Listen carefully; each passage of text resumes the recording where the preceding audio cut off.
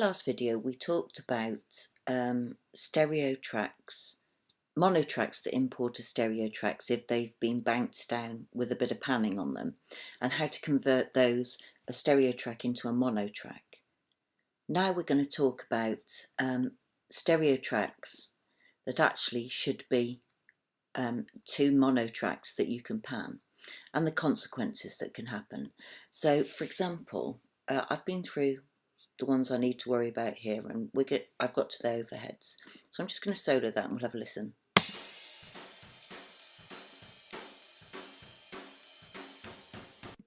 Okay, I don't know how that sounds to you, but to me that sounds really weak and as if there's phasing going on. Now, there's a couple of ways of checking whether there's phasing. The first one is you can zoom right in and check the waveform. Now if you look, these should match if they're in phase. So if we look here, you've got that one and that one are in complete opposite. So that's one way of saying.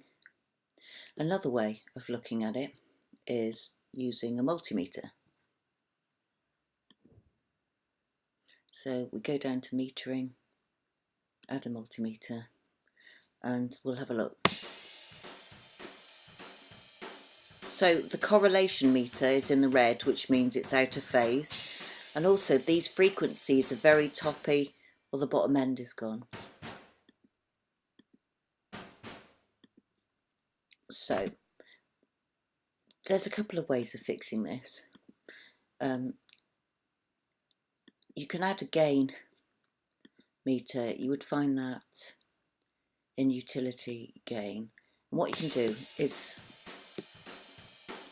phase invert one side and you'll hear the difference immediately. And if I move the multimeter down here, you can see the difference as well.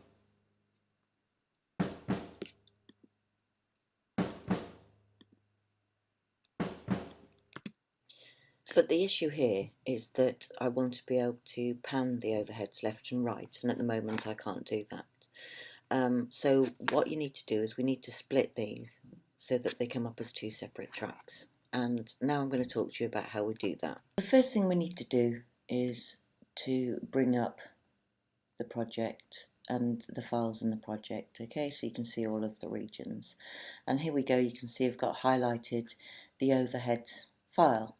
Now the first thing we're going to do is we're going to click above there, right click, and click on copy convert files. That's the audio files we're going to do. It's going to save it automatically into your audio files folder. What I'm going to do just for this demonstration is save it to the desktop so it's easier to find. Okay, and what we want stereo conversion, we want interleaved to split. Okay, and it automatically adds the resulting files to project audio. So next thing we do is, because I've saved it to the desktop, we will just go here and there are the two files named L and R. Now the first thing you need to do is change that name to dash right and dash left. And the reason why we need to do that is that if you have .L and .R and you try and import it, Logic automatically imports it as a stereo file, which takes you back to the start of your problems. So the next thing we're going to do is add audio file,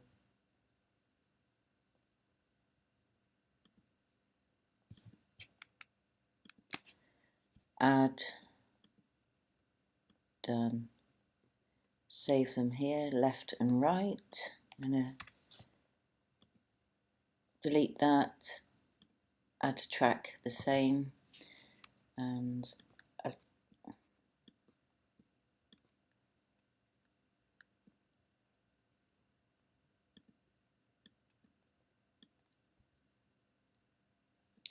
drag them and drop them into the thing, into your recording. So I'm just going to change that to OH, OHR. Okay, we've got that. Now I'm going to close this. Now these tracks are both mono, so the next thing you need to do is just click on the input box there to change the tracks to mono, and we'll play it and then we're going to pan them left and right.